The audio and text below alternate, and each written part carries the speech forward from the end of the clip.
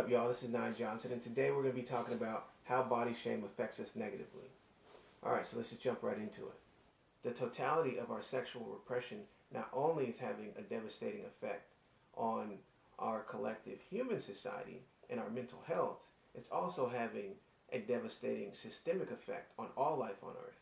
Perfect examples: whales and dolphins are being hunted for their body parts to be used in beauty products.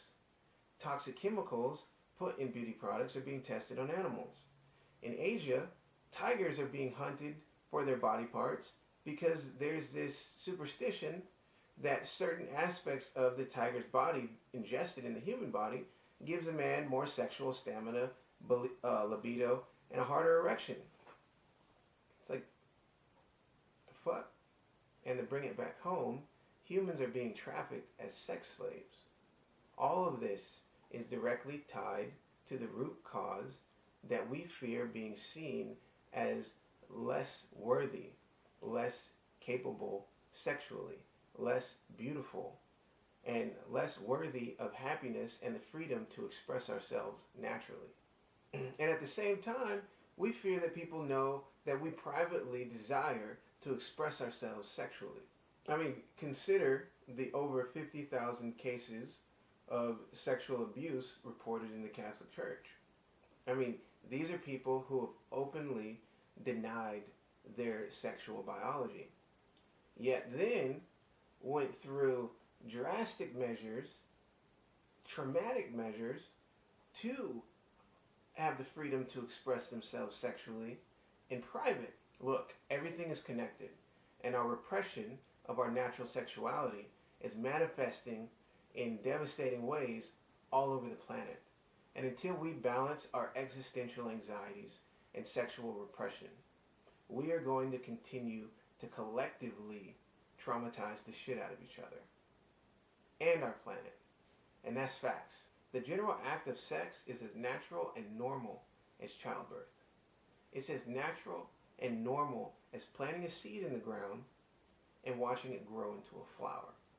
Now, the fact that our society thinks childbirth is beautiful while demonizes the act of conceiving a child is a clear sign that we as a collective global community are dealing with a collective mental and psychological disorder, which is fine. It's okay.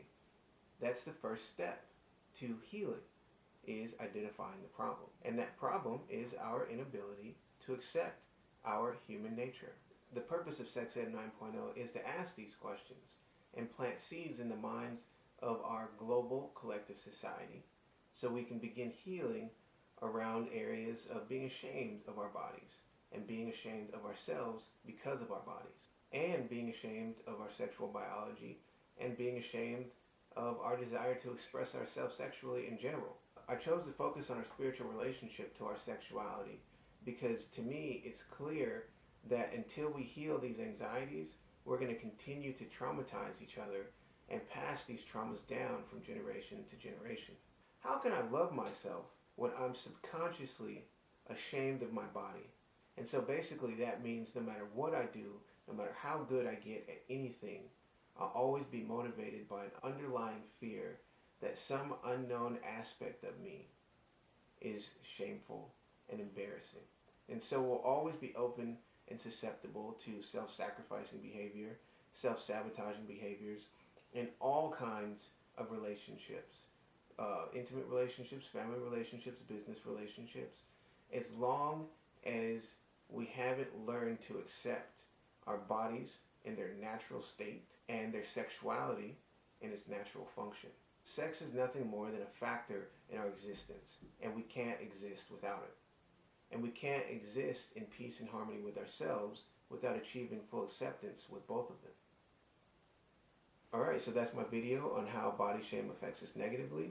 If you liked it, let me know. Let me know the things that you liked. If you didn't like it, definitely let me know. You know, I'm always open to hearing other people's opinions. I'm always open to the potential that I'm wrong. You know, so, you know, for me, this is an exercise of growth. You know, I'm expressing myself and the way that I see the world. And I also know that my perception is mine alone. And I go out of my way to not be cognitively fixated on my beliefs. And so, if you don't agree, let me know. Let's have a dialogue about it. If you dug the video, drop me a like, subscribe to my channel. Thanks for watching. Deuces.